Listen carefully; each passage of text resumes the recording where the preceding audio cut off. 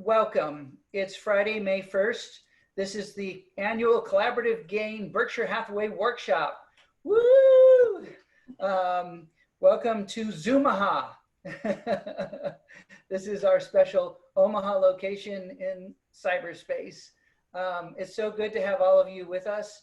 And one of the silver linings of this pandemic, of which there are, a few, mostly it's very hard stuff for many people, but one of the silver linings is that we get to have so many of you back with us, including people who've been with us here before, as well as many of you who haven't been out to Omaha yet.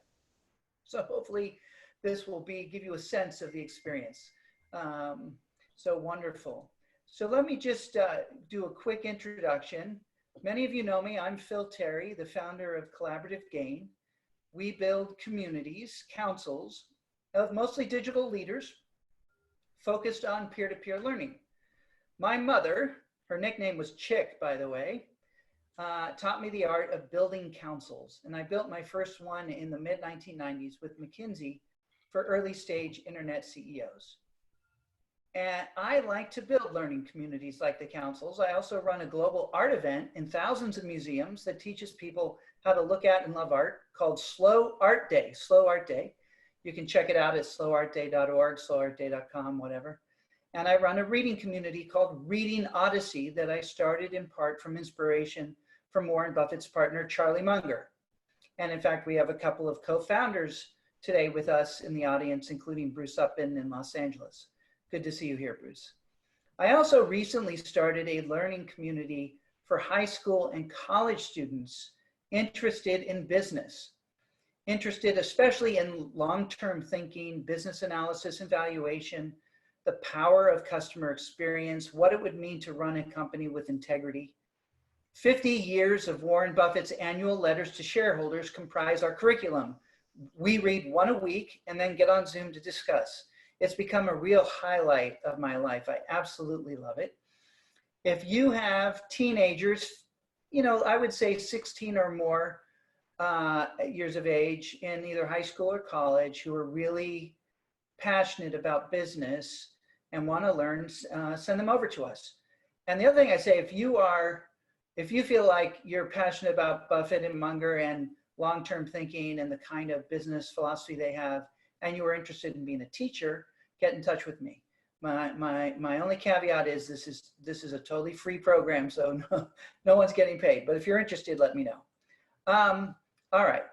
So earlier in my career, I was a pioneer in customer experience. Many of you know this, running one of the first digital CX firms, Creative Good, for 15 years. I also, prior to that, was part of the first startup bought by Amazon. But if you ask me to boil down my job description to one word, I would say reader. I love reading and learning. And as you'll see, so do Buffett and Munger. And in fact, they say reading and learning are the #1 source of their success. All right, so that's a bit about me. Now let me say thank you to some people. We've had just an amazing week this week. This is Councils Week, where we're going to bring all the councils out to Omaha, and then we were going to do the meetings there, and then we were going to stay for the workshop and the annual meeting tomorrow for Berkshire Hathaway. Of course, that all got changed up. I first want to thank Brittany and Charlie, who are with us here. They've just done an enormously fabulous job producing Councils Week. Let's give them a round of applause. And please, in chat, please applaud them and thank them. They've done great, great work.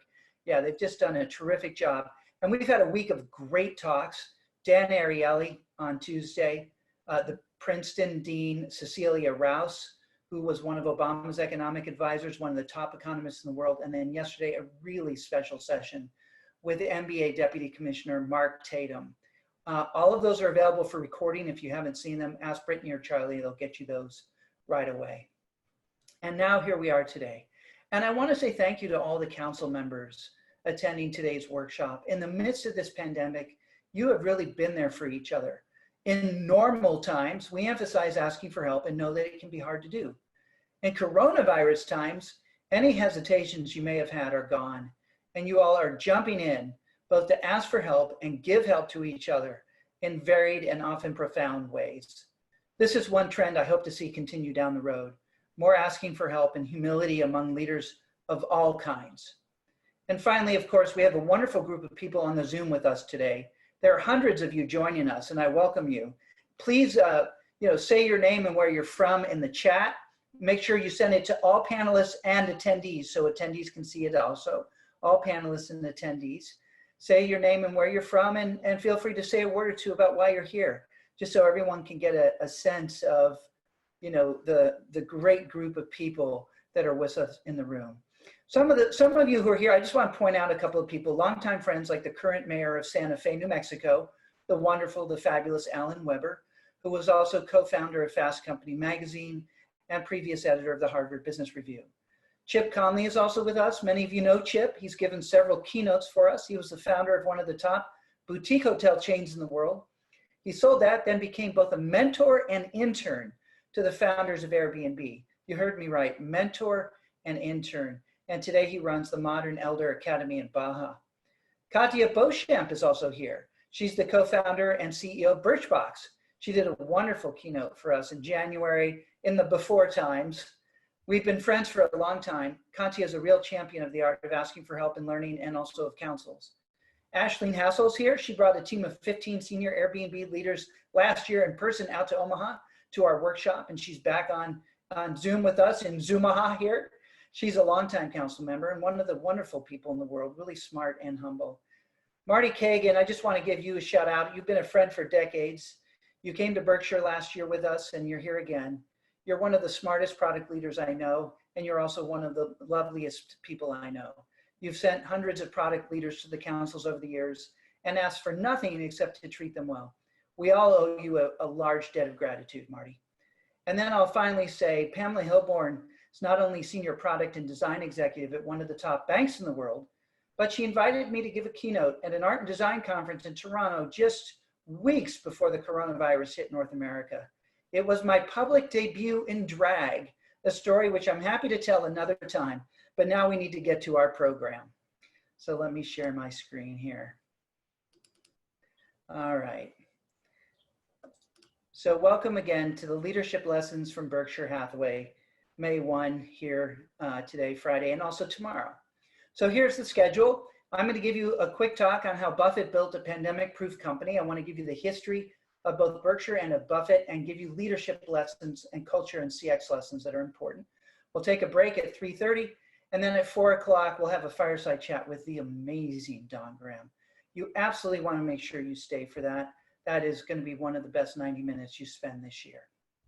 All right, Brittany, can you tell us a little bit about our schedule tomorrow and how early we have to get up in the morning? We don't. Yes. Tell them what we normally do. So as many of you on the call know, and it has been awesome reconnecting with all of you who've been to Omaha with us in past years. It's been kind of fun. Almost feels like summer camp here on this Friday afternoon, seeing all old friends. Generally, or in past years, for Omaha, every year we get everybody up at 4:30 in the morning, not 4:30 in the afternoon, I brag with coffee and snacks and different breakfast burritos. I know have been a hit in past years, and we go stand out in front of the CenturyLink Center, our Shy Health Center now, to wait to get in the doors which open at 7 a.m. And then we get in there, we wander the exhibit hall. 8:30, the movie goes live, which is a funny, half hour filled with Munger and Buffett in their track suits and rapping and different entertaining things that they've recorded. And so that's how we kick off the usual meeting. So instead, this time, Saturday will be a little bit different, and we'll kick off at 3 p.m. Central, 4 p.m. Eastern tomorrow. Yahoo will do a live stream to start, and then I'm sure there'll be, a little bit of what's going on now before the Q&A starts at 3:45 Central. And then the Q&A should last. This is the funny part. It actually has not been announced exactly how long it will be. Yeah. Speculation suggests it'll be anywhere from an hour to an hour and a half for the Q&A portion. So I have calendared 2 hours for everybody. If you don't have that, let me know. And then also within that calendar invite, and you've probably seen an email by now, we've invited you all to a Slack channel that's specific for tomorrow that Phil and I will be on. so that as you have questions, as they come up during the Q&A, you know, we'll be there to answer them. And also just, you know, keeps that connection going so we can be with you while we, you know, watch the live stream. Let's give another round of applause for Brittany. She's been a long-time Berkshire Hathaway producer. She's done such a great job and has pivoted as we've been going through this crisis. I miss it. So, all right, so let's keep rolling. Yay, we see all this coming in. Thank you, it's great to see that. All right, so I mentioned that we have this this group. We have this group of kids, teenagers who study Berkshire Hathaway every week. We read a letter a week, then get on Zoom, and it's really fantastic. And some of you are on the call now, so identify yourselves in the chat. Say, hey, I'm in the part of the Berkshire Hathaway reading group, so everyone can see that. And make sure you send it to all panelists and attendees. All right. So look, we're in Zoomaha and not in Omaha. So at first I want to start by getting everybody in the mood, because this is the Woodstock of capitalism, people. This is one of the most outrageous, fabulous hootenannies that you'll ever do in a business concept, in a business construct, if you will, or context. So I want to ask you to kind of get ready, maybe to dance a little bit. Here we go. All right. Welcome to the Woodstock of capitalism. I'm going to take off my jacket here, get in the mood, a little tie-dye. Something's happening here. What it is ain't exactly clear. There's a man with a gun over there. Woo! Come on and dance. We want to see you guys moving in your chairs. You can't see them. What's that sound? Everybody look what's going down.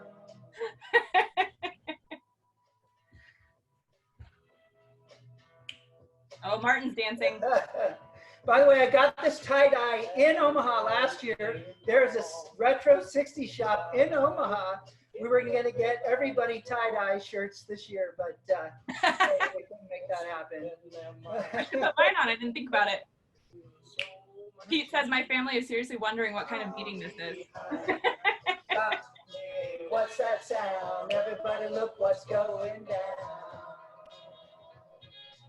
Woo! Ken says, are you getting paid to work today? All right. So, okay, now we're going to get serious for a few minutes, but definitely, you here now, everybody? Council's Woodstock, that's what I'm talking about. All right. Okay, so thank you very much. Woohoo! That felt good. All right, so here we are in Zoomaha, in the middle of the country. And we're here in part to learn from this guy, the ukulele player. Why are we here? What are we going to learn? It's not investing lessons. What we're going to talk about today are leadership and cultural lessons. And it's also surprising to people to learn how much we can learn about customer experience. All right. So first I want to start with a quick bio. And by the way, I do have the chat window up even as I have the share here. And one of the things that's super helpful to me, I love to do this interactively, and of course it's much harder to do that on Zoom. So please keep throwing things in the chat. I have it right in front of me. I can see what you guys are saying. Respond to what's happening, ask a question, make a comment, or just clap your hands or laugh or something if I do happen to say something that's funny. We'll see. All right, so thank you. All right, so Warren Buffett's born in 1931. His father was a stockbroker. His father started his stock brokerage business in the depth of the Great Depression, which is kind of impressive. We don't have time to go into that story now, but you know, this is not a rags to riches story, Warren Buffett. It's a middle class to riches story, if you will. And he had a lot of support, and he talks a lot about that. He won the lottery in terms of where he was born and the parents he had and the country and so on. And this is a really important part of Buffett's philosophy. We'll revisit that as we talk a little bit more today. In terms of Buffett as a young business leader, there's a couple of eras, and we start. He started really with what I call the hedge fund era. Now, this is surprising because this was in 1956 and there weren't really many hedge funds. He created one of the first. Interestingly, so he had gone to Columbia Business School in New York because his mentor, whom I'll talk about a little bit later, a guy named Benjamin Graham, taught there. After he got his MBA, he wanted to work for Benjamin Graham. And at first, Benjamin Graham said no. Buffett had been his best student. But Graham's firm was very highly regarded, but it was small. And because there was so much anti-Semitism on Wall Street at the time, Benjamin Graham had a kind of a reverse policy where he tried to only hire men and women of the Jewish faith. And so at first he said no to Buffett. Buffett went back to Omaha, but he kept writing to Benjamin for 2 years straight until he finally said, all right, well, fine, you can come. And that was in 1954 that he joined Benjamin Graham's company. And he spent a couple of years there on Wall Street doing all kinds of great work. He was very, very successful right off the bat. And in 1956, Benjamin Graham decided to retire. And this is a remarkable moment, right? So Buffett is, 23, 24, 25 years old. And he's being offered a partnership at one of the most prestigious firms on the street. What does he do? He turns it down. It's incredible. We're going to talk about this today. He's got an inner scorecard.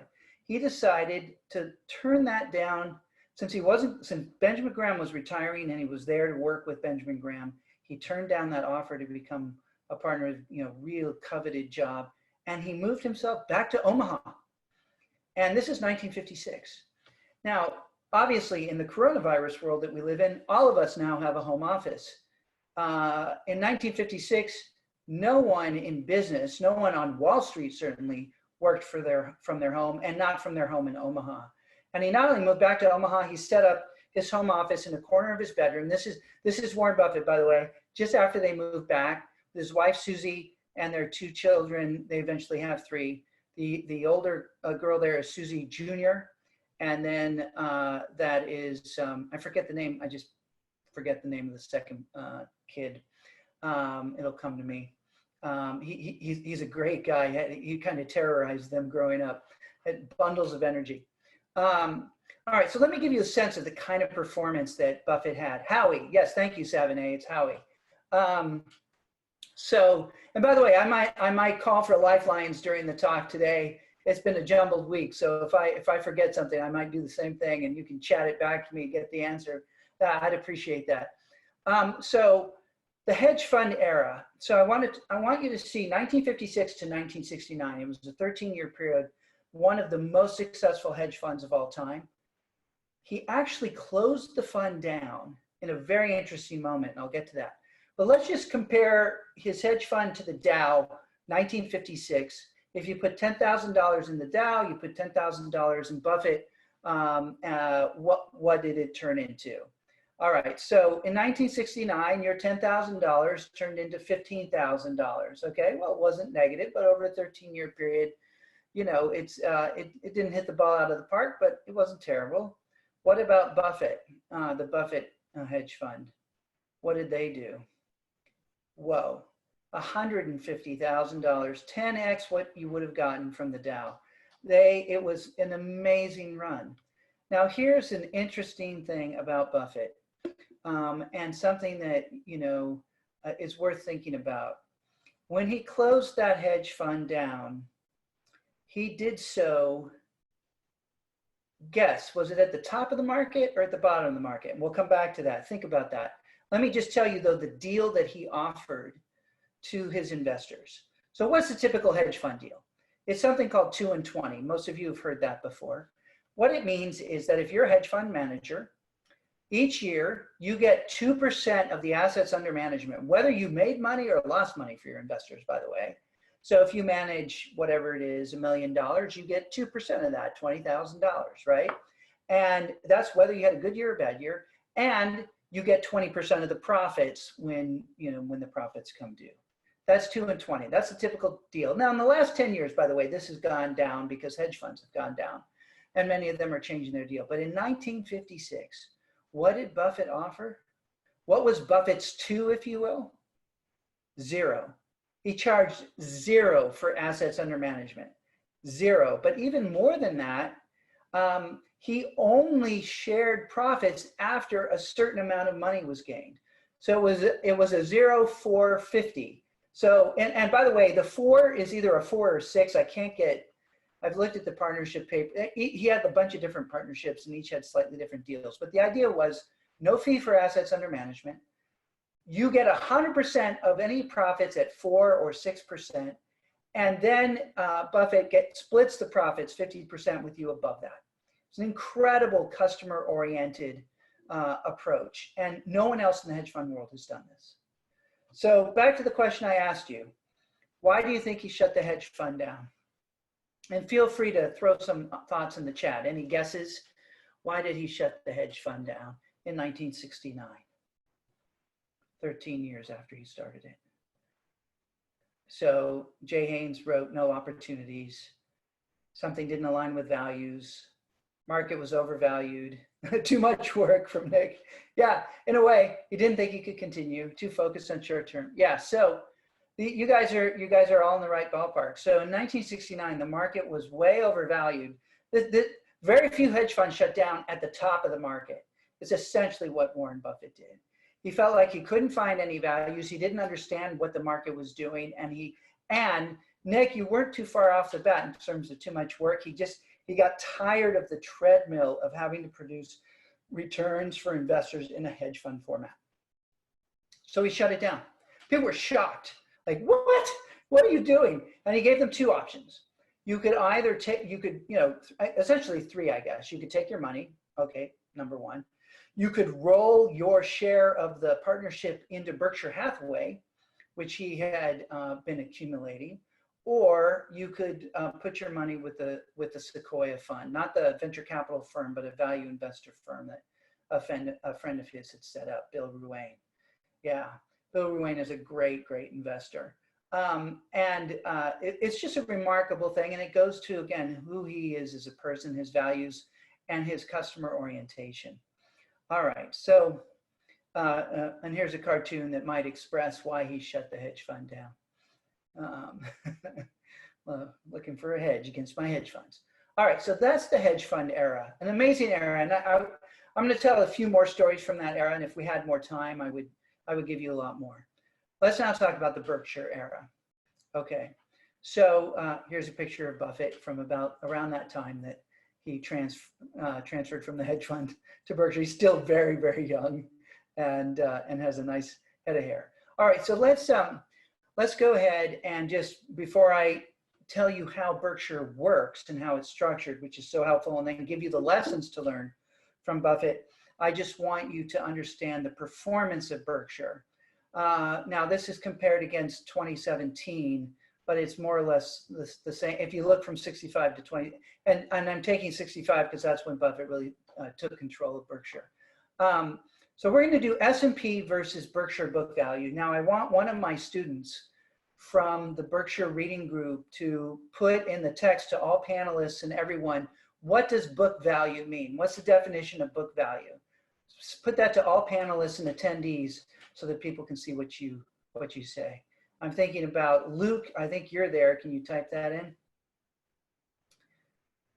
Cold call. There you go, Luke. Woo! Let's give him a round of applause. And so, part of what we've been doing in the class is I've been teaching the nomenclature, and it's a little bit confusing because something like book value has different meanings attached to it, and there's synonyms and so on. But they're beginning to get the hang of it. It's a great group of students. Thank you, Luke. All right, so book value is essentially net worth. It's assets minus liabilities. It's also known as shareholders' equity. All right, so Berkshire's book value in 1965 was $19 a share. And by the way, that was overstated. And then the S&P's book value was $86 a share. All right, so if we jump to 2017, S&P's book value was $25.70 per share.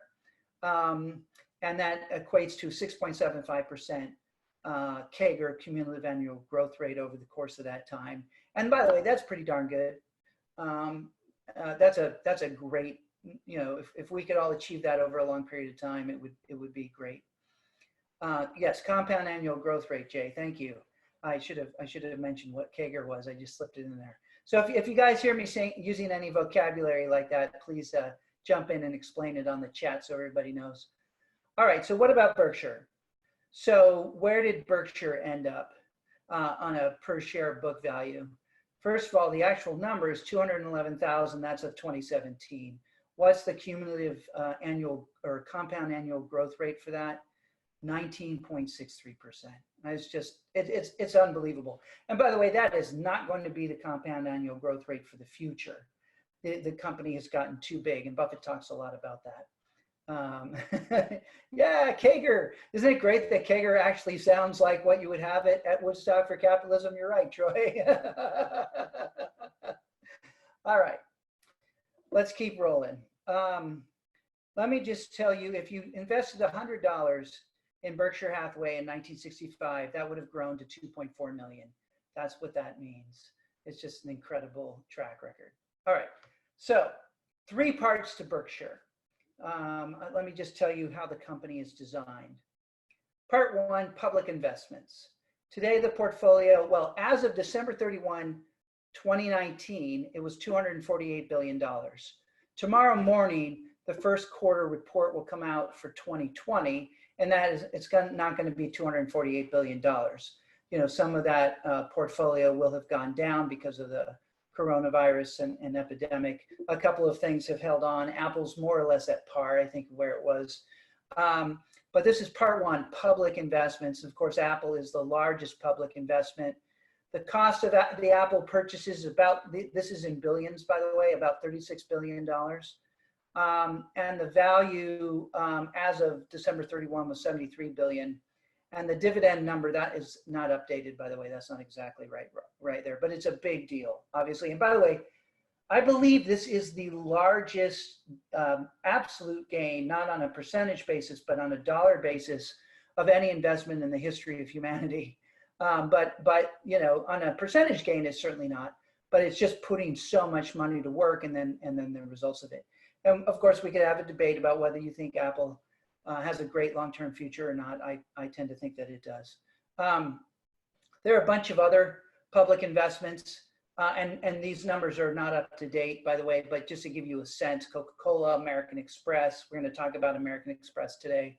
Moody's, some of the airlines, which he actually sold out of a little while ago, but he still holds a big chunk. Wells Fargo, Kraft, by the way, had really been suffering the last couple of years, but due to the coronavirus, they've just had a terrific quarter. They grew by 6.8%. They haven't grown in a while, and they're seeing a huge, you know, boost to their mac and cheese and so on from pantry stuffing.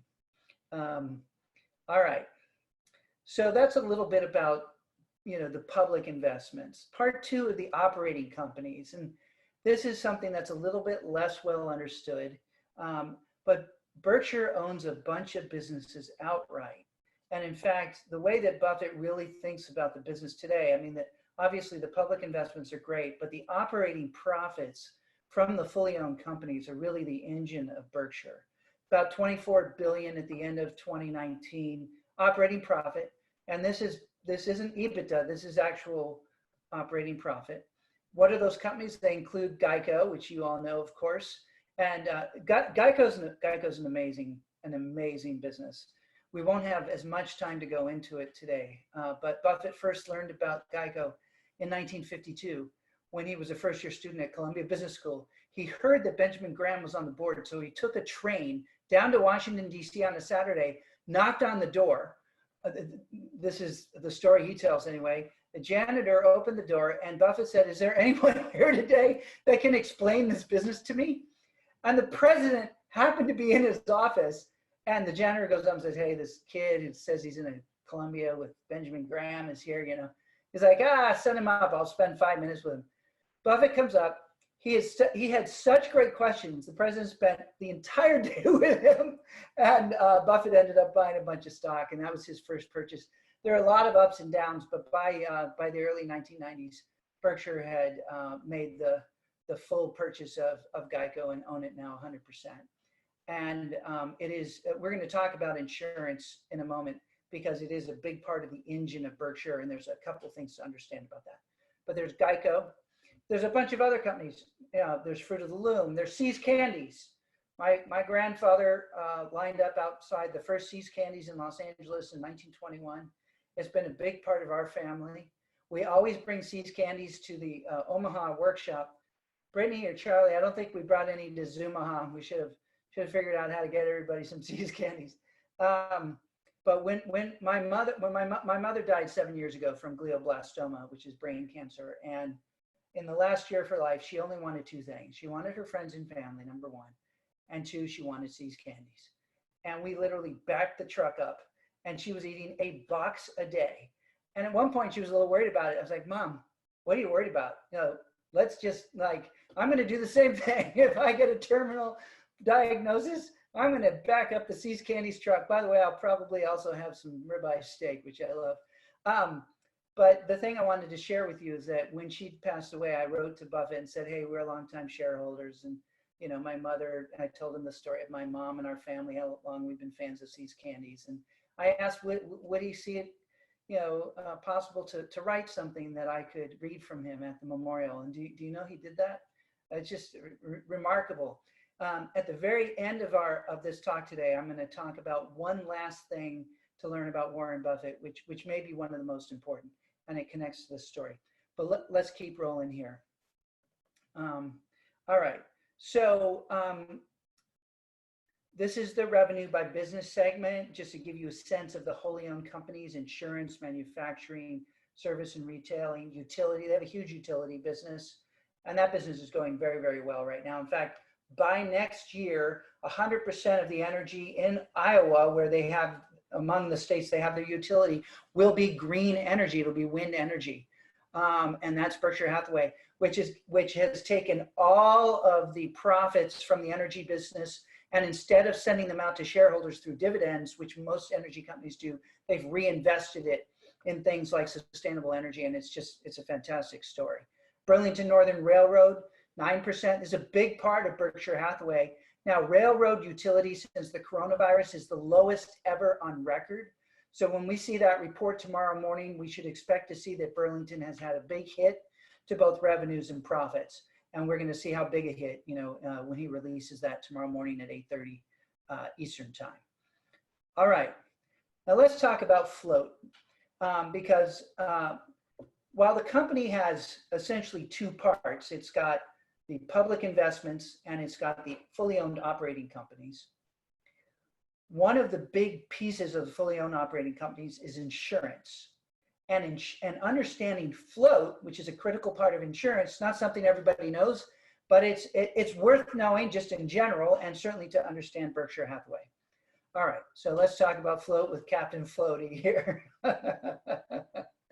How do you guys like Captain Floaty? Can I get some chuckles?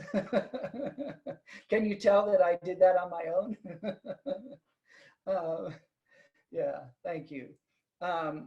All right, so here's how float works.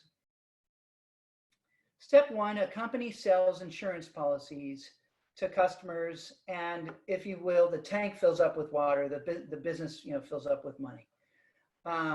Customer premiums, you sell an auto policy, you sell a property and casualty policy, etc., and you fill it up. Okay. Step two, these premiums essentially become the float, and a portion of which immediately gets invested. And I'll talk about that more in a moment. Step three, you pay expenses, and these are for salaries for the people who are selling the insurance and the office leases, for marketing. Geico spends a ton of money in marketing, and of course it's also for claims, to for accidents and so forth, what the insurance is all about, right? So you pay those expenses both for your own team and for the claims, and the float goes down. All right, now anything that's really left after paying claims and expenses is known as an underwriting profit. Underwriting profit is every industry has to have its own nomenclature, so insurance has to use the adjective underwriting to modify profit here. It's underwriting profit. It simply means what's left after you've paid for expenses and claims in that given year.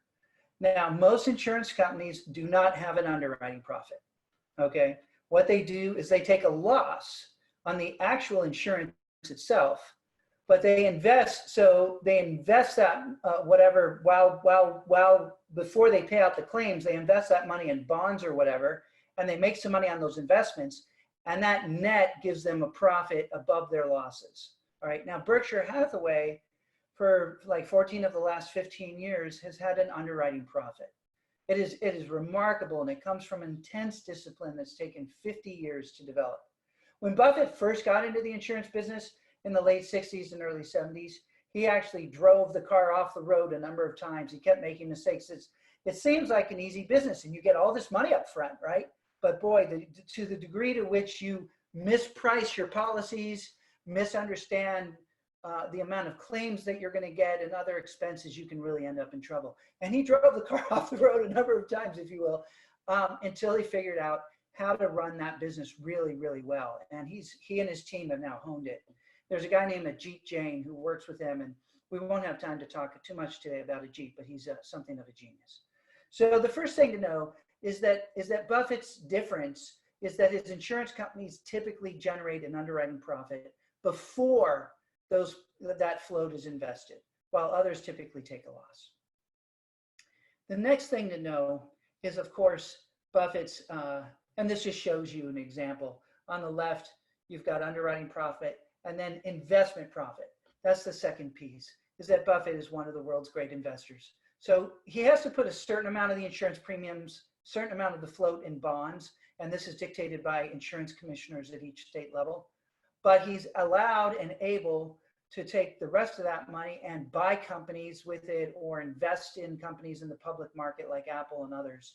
And so it's a two-pronged thing. They get underwriting profit and amazing investment profit. And that engine is the engine of Berkshire Hathaway.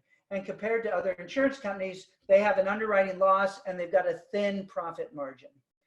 There's a lot we could say about the insurance business, and actually the kids in the reading group that we have are learning more about it and learning about all the mistakes, the pricing pressures, the disciplines and stuff that have to go into it. And it speaks a lot to Buffett's philosophy and long-term orientation. But this is a critical thing to understand about Berkshire Hathaway and why it works.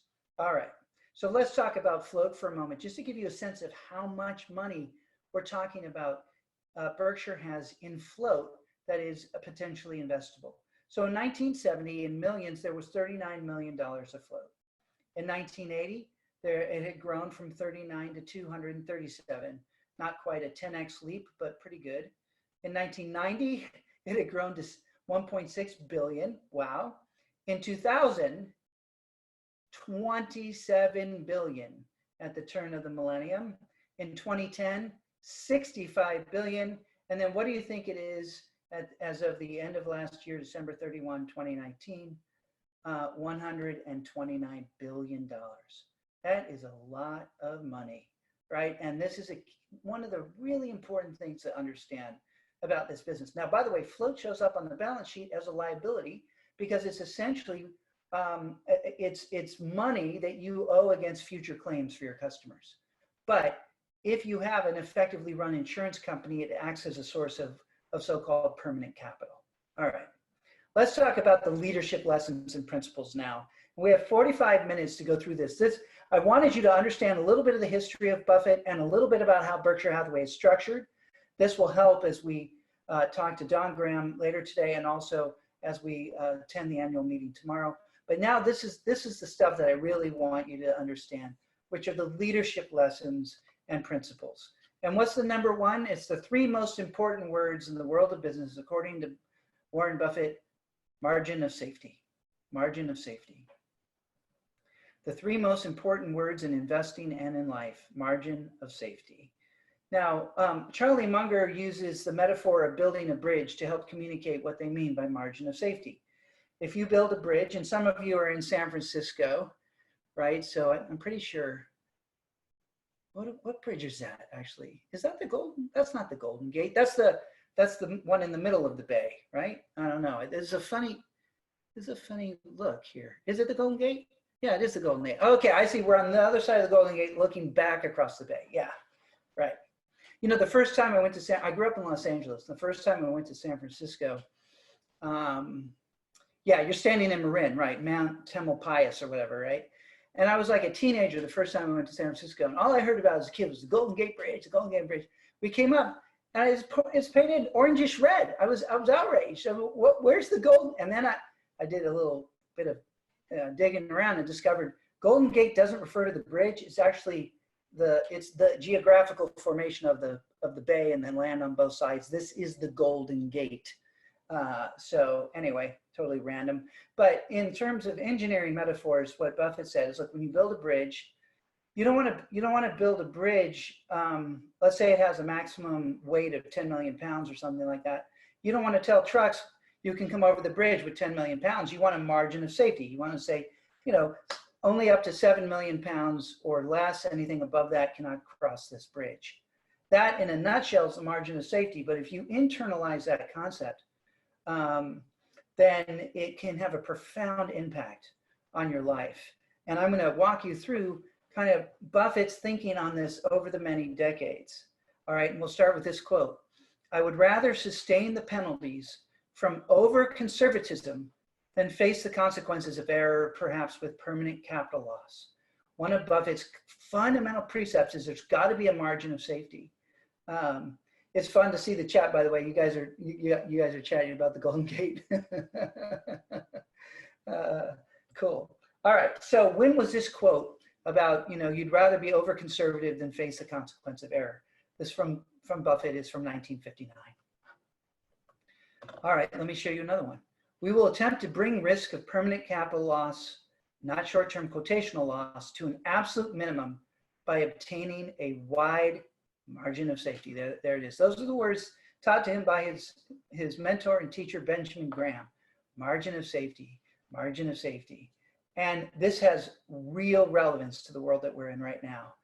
This last week, we've had wonderful keynote speeches from top, economic advisors to Obama, Dan Ariely, and the Deputy Commissioner of the NBA.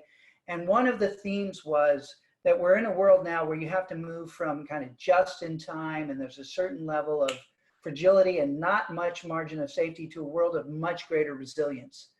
That is the world that Buffett has lived in for 70 years.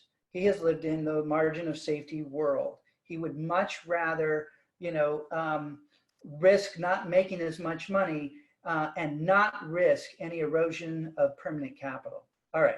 So this quote, by the way, is from 1963. Another quote, under all circumstances, we plan to operate with plenty of liquidity, with debt that's moderate in size and properly structured, and with an abundance of capital strength. That's from 1980. And then we are more disaster resistant than most other places. That's 2001.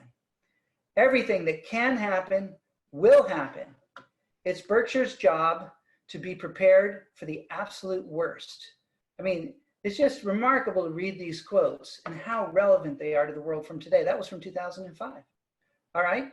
Or we are ridiculously conservative by the standards of Wall Street. The reserves have reserves. This was in 2008 during the financial crisis. We have no interest in exposing Berkshire to some out of the blue event. Remarkable, right? That's from 2012. The big one may come from a traditional source, such as wind or earthquake, wind meaning, of course, hurricane, or it may be a total surprise. Now, when did Warren Buffett write those words? It's kind of remarkable. The big one, or it might be a total surprise.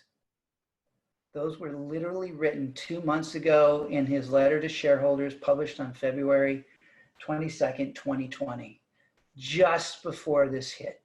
It's really remarkable. Now, as I talk some more about the business, we'll talk some more about exactly how the resilience is structured. You already got a sense of it from the float. And by the way, they had $130 billion or so of cash on the balance sheet as of December. We'll see what's doing tomorrow. But in a moment, I'm going to tell you a little bit about all of the criticism that Buffett got for that when we talk about the third or fourth principle today. But let's now move to the second principle. So the first one there is margin of safety. Margin of safety, the most important 3 words in investing and in life. Number 2, culture of deserved trust. This is a big surprise to many people. But actually, Buffett would say that their culture is probably the number one or two reasons they've been so successful. There's a couple of things that he points to as one or two, by the way. Very, very, very important. Berkshire has an incredible culture. And let me tell you what I mean by that. And I'm going to tell you what I mean by that by telling you about someone who's important to me and who is a very close friend. And I might start to cry. A couple of his children are with us today. Sam Taylor. He passed away 2 years ago, 2.5 years ago, in December of 17. Sam and I knew each other for a long time. He was one of the best people I knew. And you can kind of see it here. He ran one of Warren Buffett's companies, Oriental Trading, about a $600 million business. And he actually had the pleasure of selling the company to Warren Buffett. And he and I put this workshop together originally. It was with a lot of Sam's help and input that we launched this like 5 years ago. Because we both wanted more leaders, more digital leaders, to understand what this company is, what its culture is, and what they could learn from it. Because many people have this misconception that Buffett's just sort of this investor guy, but there's so much more here. I wrote a chapter in a book about Warren Buffett and about the shareholder meeting that was dedicated to Sam, and talked about the impact that Sam had on so many of us. And if you knew Sam, please say something about that in the chat to all panelists and attendees. I see Angela Cap, you know, that you were also a good friend of Sam's for a number of years. And Mallory or Celine, if you're with us right now for this conversation, if you want to say anything about your father, we all miss him terribly. And by the way, Mallory and Celine, both daughters of Sam, are in the Berkshire Hathaway reading group that we run, and they're a great part of that experience. I'm just seeing testimonials here that are just so wonderful. Was always the first to respond to a request for help. He was amazing. He had seen it all, and he was happy to share his experience. He was so touched by his talk at the annual meeting. We had, so Sam, the first year we did the workshop, it was before Sam had the cancer. He gave a talk and he cried. And when he talked about selling his company to Buffett and what that experience was like, and I'm going to share a little bit about that with you in a moment. The next year, he had already gotten the diagnosis and was already pretty sick. And if you can believe it, he actually came to the workshop and he spoke to us. And I think, you know, I'm getting goosebumps right now. He changed everyone's lives in that room. It was absolutely remarkable. You know, talking about gaining perspective on what's important. Sam was not just a great business leader, but he was a great friend and a great father and a great husband. And, you know, someone who just touched the lives of many, many people.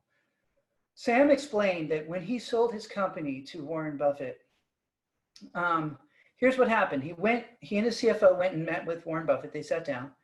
Buffett spent about 5 minutes of the 2 hours. Oh, look, I just have to pause for a moment. Celine just put something in the chat. You guys should definitely see that. Oh, Celine, can you repost that to all panelists and attendees so everyone can see it? You inadvertently sent it to just me. So if you don't mind, or I can copy what you did and do this and paste it here. So everyone can see what one of Sam's daughters just wrote. So here's what Celine wrote. He was the best dad in the world, always put family first. I sat in with meetings and he didn't cut corners at the expense of morals or employees. He put people first. He would say, people don't quit bad jobs, they quit bad bosses. Ah, such a great, thank you, Celine. We feel his spirit close by us always, and we love the honorable legacy he left that lives on. Yeah, wow. Okay, you know, I'm just gonna have to cry for a minute here. Yeah, thank you, Celine. That was just really deeply touching and really well said.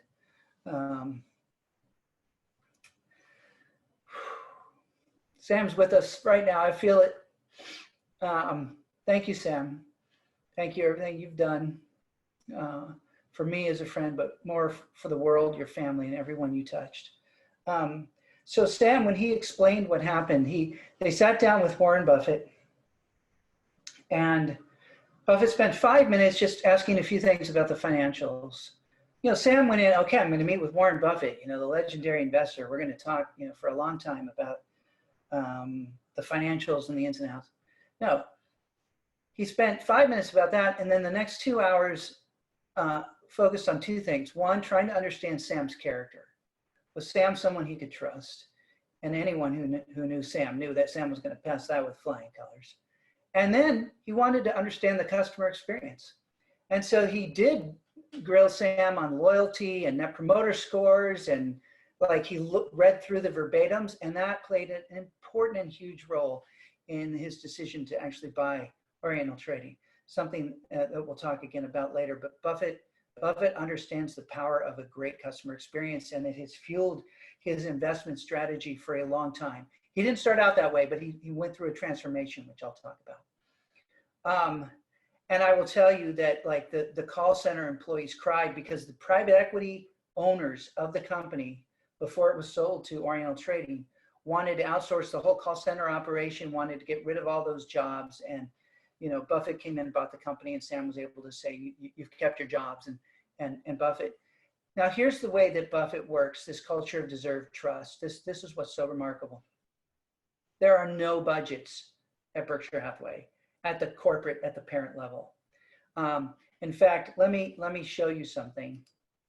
There are 391,000 employees at Berkshire Hathaway across all the operating divisions. This is the fully owned company.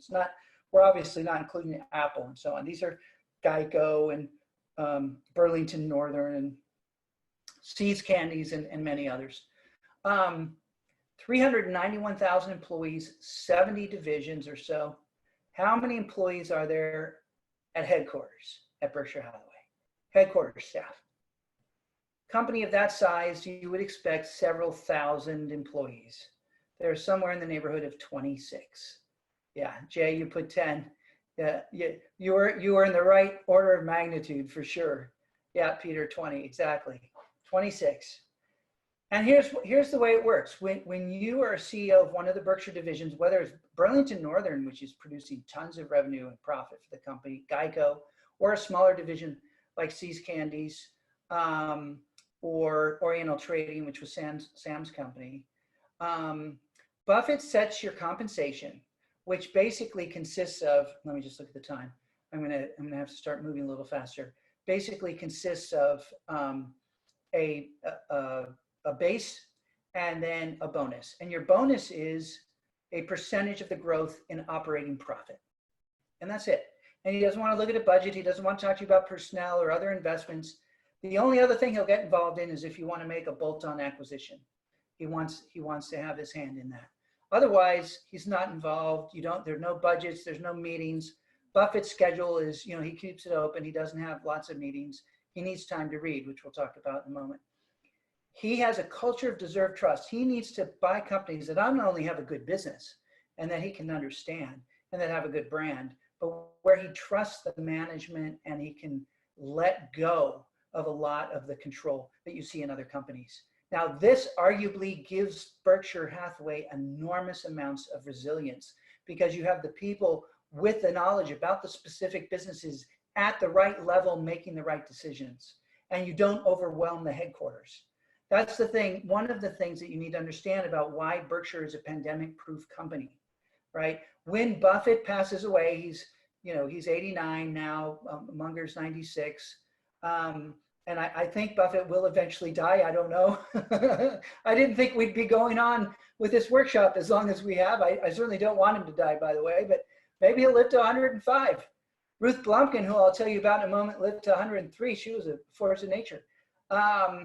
These guys seem like they're still with it and in good shape, but at some point they'll be gone. The important thing to know, though, is that they're not making most of the decisions that generate the profit, the operating profit of the company, or that run the insurance companies and even the flow.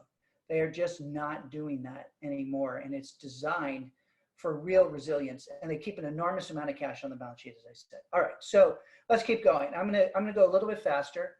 Point 3 is the power of compound interest, or another way of thinking about that is the power of long-term thinking. I just need to acknowledge that Brett Hurt wrote that Sam Taylor was one of my best friends and an absolute mensch. I learned so much from him about soulful leadership. Yeah, thank you, Brent, for saying that. Brett's a good friend to you were such a good friend to Sam and to his family. And you and I were both there, I think, for the very first workshop. You came out to support me and Sam, Brett, and you've continued to show support. And I just can't tell you how much I appreciate that. All right, compound interest and long-term thinking. So, Einstein said it was the eighth wonder of the world. And I'll tell you, you would think that every Harvard MBA understands this, and many do, but many don't. And many don't at least understand it from the point of view of decision-making. That's what I want to talk about here. And I just want to impress you with how sensitive compound interest is and what difference it can make to even be a little bit better. One of the things that Buffett and Munger talk about is that they seek to be a little bit better than average over a very, very long time. A little bit better than average over a very, very long time. So if you take a $1 million investment and you put it for 77 years, that's a long time. What's the difference between earning 11.8% on a compound annual growth rate basis or 10.8% every year? That's 1%, right? It's nothing. That's the fee you would pay to an advisor, for example. Well, let's take a look. If you get 11.8% on a compound annual growth rate over 77 years, you end up with $5.3 million. Okay, not bad. If you have 10.8%, you end up with $2.6 million. Look at the massive difference, right? This is the thing that's counterintuitive to most people, even MBAs, right? Oh yeah, billion, I'm sorry, did I say million? Thank you, Pete. Again, I appreciate the corrections here as I try to roll through this quickly. Yeah, billion, sorry. 5.3 billion versus 2.6 billion. That is a lot of money, right? That is just absolutely crazy. Now, at the very end of this, we're going to talk about learning engine. And if you invest in yourself to make yourself a little bit better over time, over a very long time, then you can expect the same kind of impact. It won't be in numbers, but it'll be qualitative in terms of your life. All right. It's not necessary to do extraordinary things to get extraordinary results, or do what I call time arbitrage, and others call it that as well. Like the little Salvador Dali here. You can put time on your side in some very powerful ways. Okay, number 4, inner versus outer scorecard. I have this great story to tell you, and I'm going to try to be expeditious in telling this to you. But Buffett has an inner scorecard, okay? It means he doesn't think he's right or wrong because others agree with him, the market, popular opinion, analysts, or whatever. He thinks he's right because he's thought it through and has a rational approach, and he has his own values that he judges things on, okay? This is really important. And if you can develop your own inner scorecard, it will be one of the most important factors in your happiness. Now, let me tell you a story from 1999. People ask me if these slides are going to be available after the talk. I don't know. I need to go through and make sure. We need to do an edit pass on these, but we can try to make them available. Let's put it that way. Okay. So I'm going to tell you a story from 1999, from July of that year at the Allen and Company retreat in Sun Valley, Idaho. Now, just give me a sense in the chat to all panelists and attendees. How many of you know about the Sun Valley retreat, or don't? Say yes or no. The Sun Valley retreat in Idaho every year. Yeah, it's kind of a mix. Yeah, yes, no, yeah. So about half and half is what I'm seeing. Maybe a little more than half know it. It's the Billionaires Retreat put on by Allen and Company. Herb Allen is the chairman. And it's a kind of a faux democracy of the elite.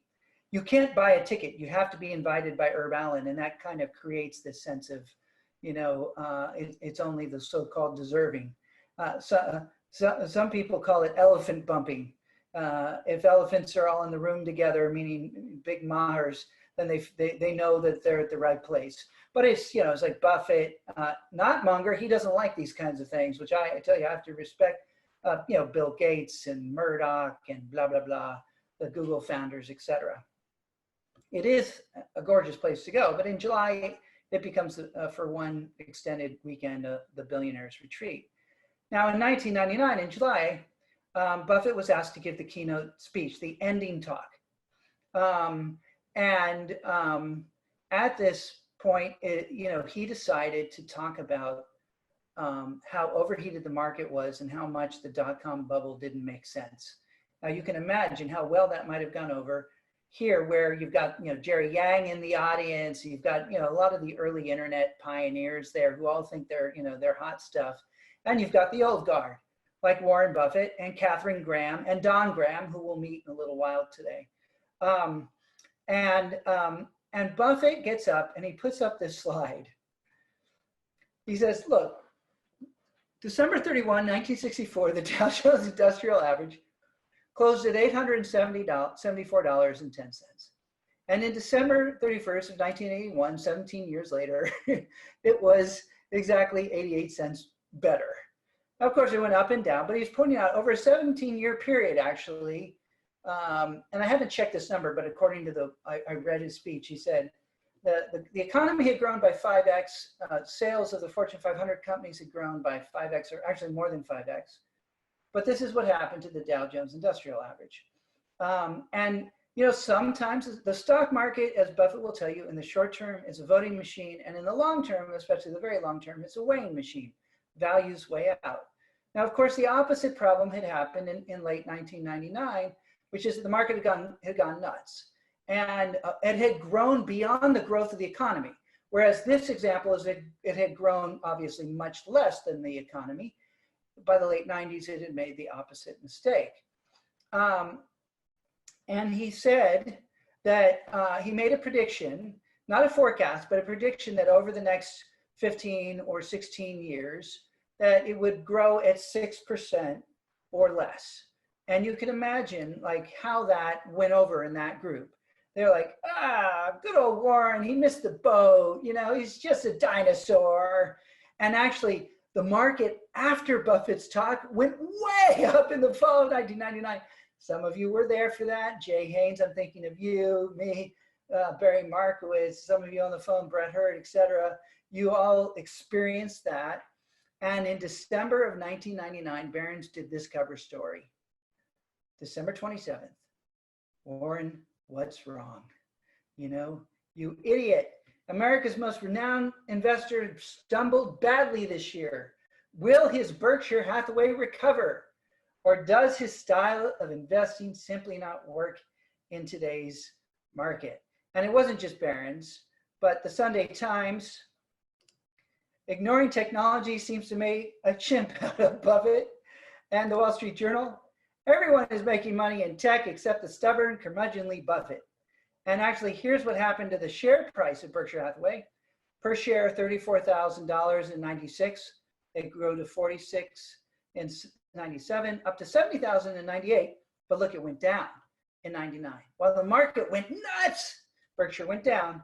And then by 225 of 2000, you're going to see the symmetry in a moment. It's crazy. It had gone down to $45,000. And then what happened? Jay Haynes, what happened in the spring of 2000? You can put it in the chat there. I know you lived it. The NASDAQ correction happened, right? Collapse, dot-com bomb. So many of you, the bottom fell out. Yeah, bam. Now, how accurate was Buffett's prediction of the 6% or less for the overall market in the next 15, 16 years? Well, take a look. It's interesting. In 99, the S&P was at $1,400 a share. By 2016, it was $22.38. It had grown by 2.5% on a compound annual growth rate over those 16 years. It was actually less than he had thought. What happened to Berkshire? Well, Berkshire was at 56,000 at the end of 99. It was at 244,000 at the end of 16. 9% growth rate. That kind of dinosaur.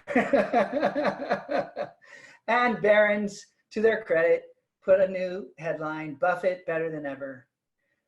But here's the punchline, folks. In December of 2019, exactly 20 years after this first Barron's cover, Warren, what's wrong?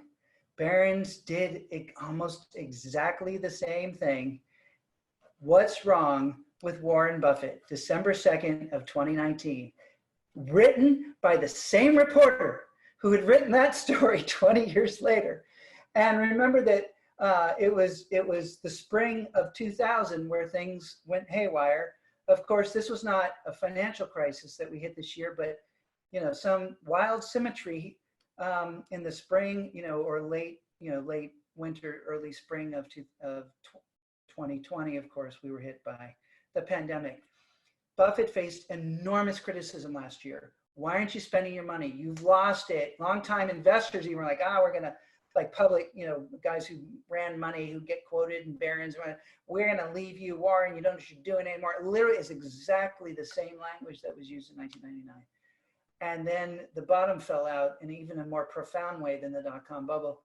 I don't think Buffett understood the coronavirus was coming. He had that inner scorecard though, and that commitment to margin of safety, which is different from almost every other CEO. In fact, as I'll talk about later, Buffett doesn't want his share price to go too high, and he wants to dissuade certain kinds of investors from owning his shares. Very few CEOs talk like that. You almost never see that. All right, so that's inner scorecard. All right, so let's now go to number 5, which is the customer. So this is one of the more surprising insights that people have about Warren Buffett when we talk, which is his real commitment to the customer experience. You heard it in the story about Sam Taylor and Oriental Trading, but it's been true for a very long time. And I want to tell you a story from 1963, 1964, a company called American Express, which you obviously all have heard of, and probably some of you carry their cards.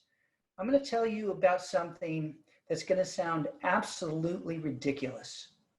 It's called the salad oil scandal. Okay, raise your hand if you've ever heard of the American Express salad oil scandal. Or don't raise your hand because I don't see the hand. Put yes in the chat because I can't see the hand waving thing in the way I've got the screen set up. Yeah, it's like, what? Yeah, yes, no. There's some of you, of course, because you were in the workshop or you've been investors or whatever. Someone read Snowball. Yep.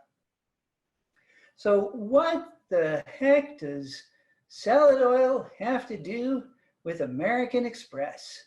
Okay, well, I could take an hour to tell this story. It is such a great story of hubris and fraud, but also of, of contrarian and value investing and the whole thing. And it's also a really key moment in what's the transformation of Warren Buffett.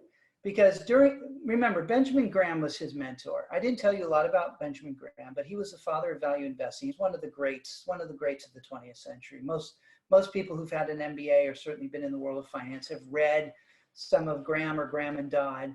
And some of the concepts that Graham taught Buffett are very much alive today. Most of them are. But the valuation methodology, Graham was into buying what were called cigar butts, companies that had one last puff in them, if you will. And there were a lot of these after the Great Depression and World War II, a lot of zombie companies, and you could pick them up for less than the cash on their balance sheet. And you could get one last puff. And he made a lot of money doing that, by the way. But by the early 60s, the cigar butts were kind of going away. Those had been arbitraged out of the market. And there was another investor named Philip Fisher who started to become a mentor of Buffett's, certainly through Charlie Munger, who was Buffett's friend. Charlie Munger really got onto Fisher first. And Fisher liked to talk about the value of a good brand and the value of a company that invests in R&D.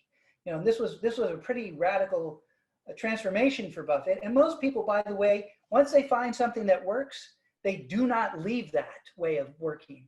What's remarkable about Buffett is he's had several transformations in his lifetime. And this is one of the most important.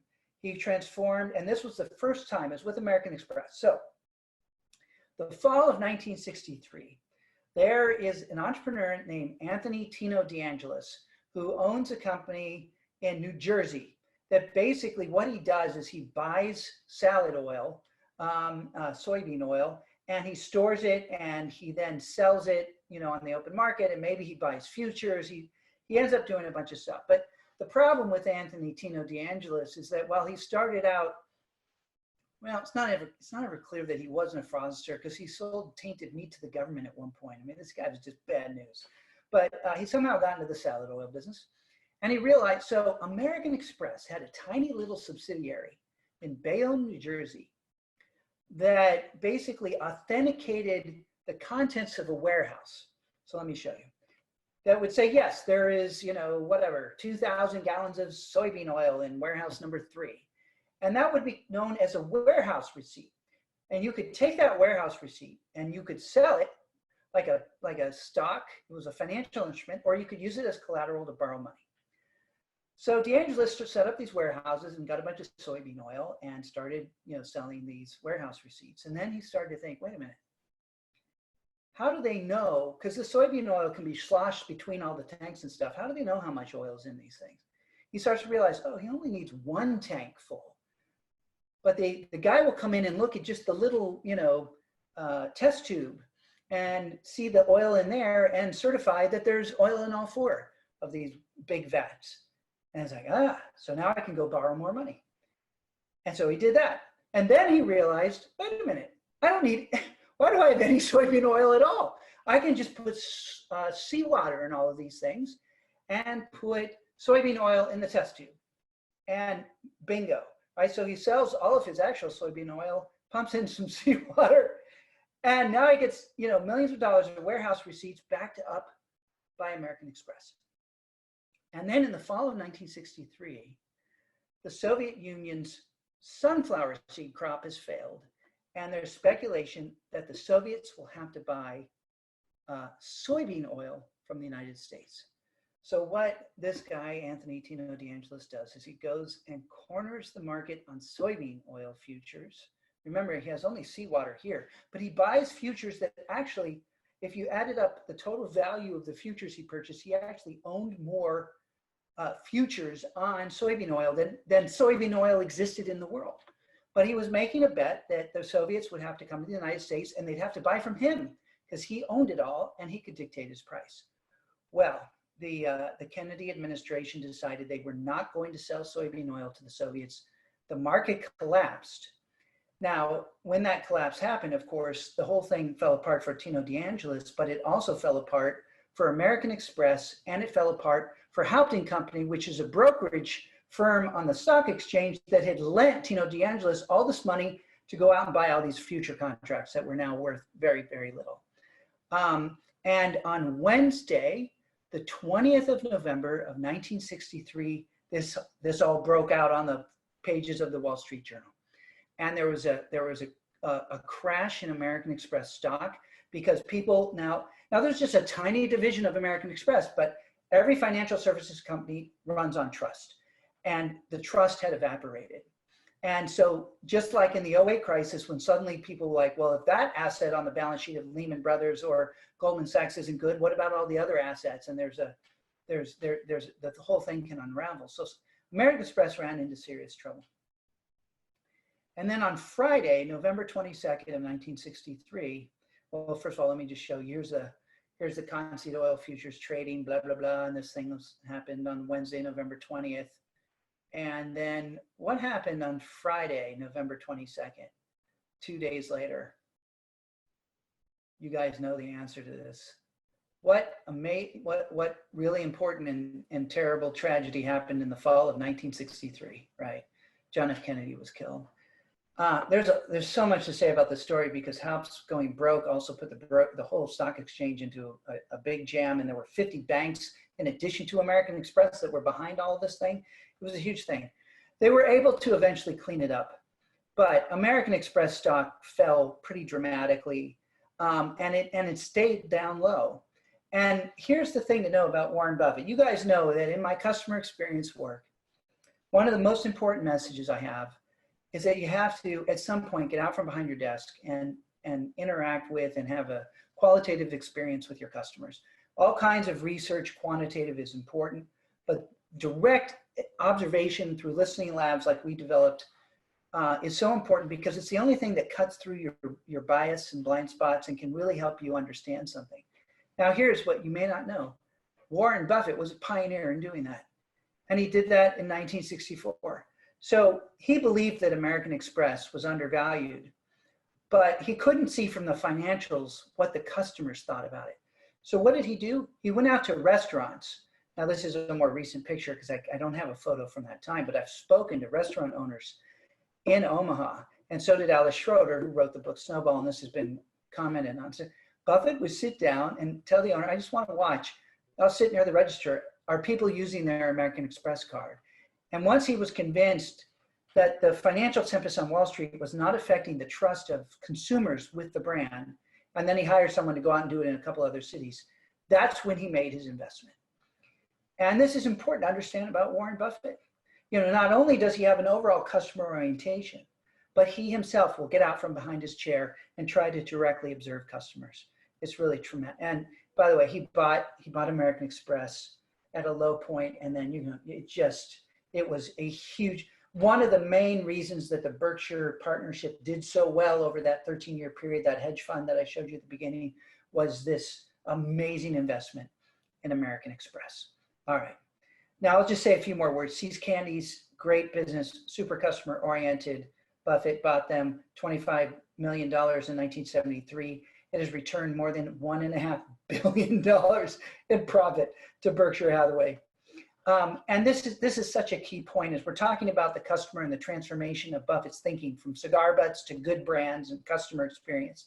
He said, the difficulty lies not in the new ideas, the new idea like customer experience, but in escaping from the old ones, because those still pull on you. You might even believe the customer experience is important, but you still want to look for cigar butts. And it took about 10 years from the American Express investment in 63 to the See's Candies investment in 1973 for Buffett to really go through this transformation. The fact that he did, though, I think it's just a great lesson in and of itself. All right, so let's keep rolling. Number 6, and that's Ruth Blumkin. I'm sorry I can't tell you about Ruth Blumkin. She is one of the most important people in the whole world of Warren Buffett. She is I will just say this. She was born on a shtetl. She had no formal education. She walked across Russia in 1919, bribed a border guard in Manchuria to get across the border, walked through China to Japan, got a boat to Japan, got a trawler to Singapore, then to Seattle, and then finally to the Midwest of the United States, where her husband had fled away from the Tsar's armies before World War I. In 1935, she borrowed $500 to start the Nebraska Furniture Mart, first with used furniture. She had such a hard time in the early years that at one point she sold all the furniture from her home. So when the kids came home, they had no beds, no tables, no chairs, no sofas. She realized that wasn't going to work, so she got the furniture back. In the late 40s, she had I guess I'm going to tell you a little bit about her. I just can't help it. She's so fabulous. In the late 40s, she was sued by a bunch of furniture stores in Omaha for unfair competition because her prices were too low.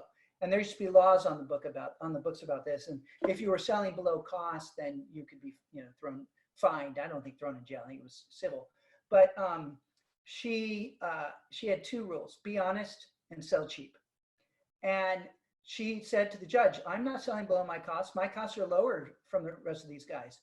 The judge not only threw the case out, but bought $1,800 worth of carpets and furniture from her right there in the courtroom, or he followed her out and bought it right there. It's just such a fan. She built, this is a Nebraska Furniture Mart by the early 1980s.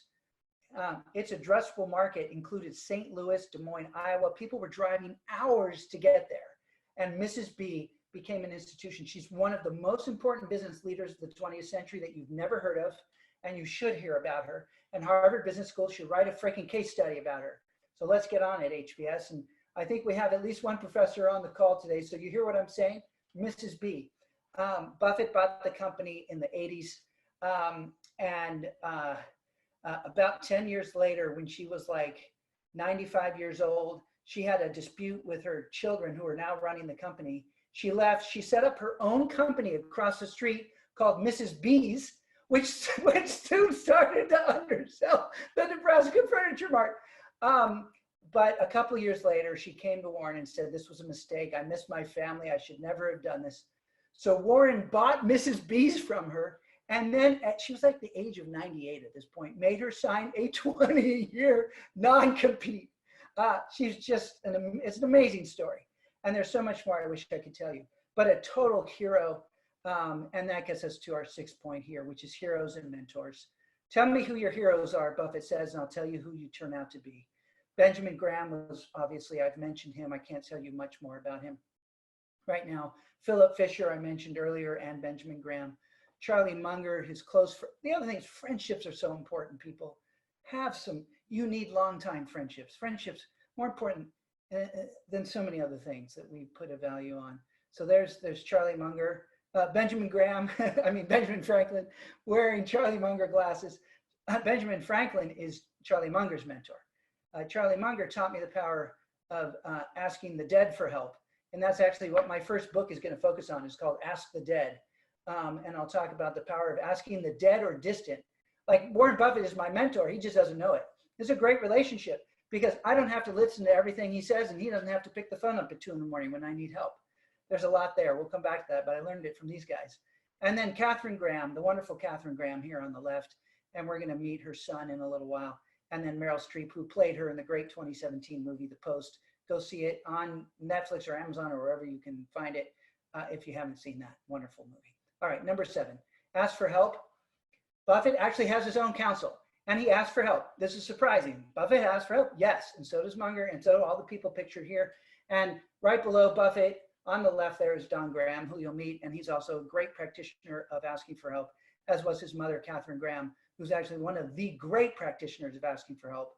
As you'll see in my book, she's one of my great mentors, even though, of course, she didn't know me. It's important to associate yourself with people that are better than yourself. The trick is to learn most lessons from the experience of others. Charlie Munger goes further and says, if you want to guarantee misery in life, do not learn from others. Do not ask for help. You will ensure misery. Okay, and it's a strongly held belief. Honesty is the best policy, but it's not company policy. Or honesty is the best policy, but what's the second best policy, right? No, honesty. And in the late 90s, when Coca-Cola, which Buffett owned publicly, the stock went way, way up, he should have sold some. It was overvalued, and he apologized to investors. And if you read his shareholder letters, you will see his brutal honesty. And he constantly trots out his mistakes because his mistakes are so helpful for him to learn from, as they are for the shareholders of the company. Number 9, circle of competence. This is such an important one. Buffett has stayed within a relatively narrow band. That's how Berkshire Hathaway works. Remember, he doesn't know how railroads operate, and he doesn't try to.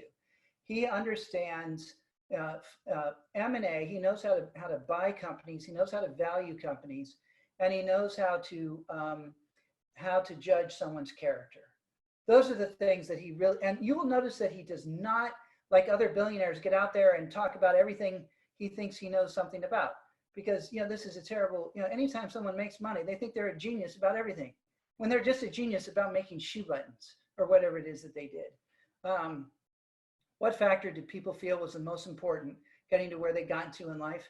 Buffett and Gates early on in their friendship were to dinner together, and they independently both answered the same thing: focus, stay within your circle of competence. You can grow your circle of competence over time, but know it and be really judicious.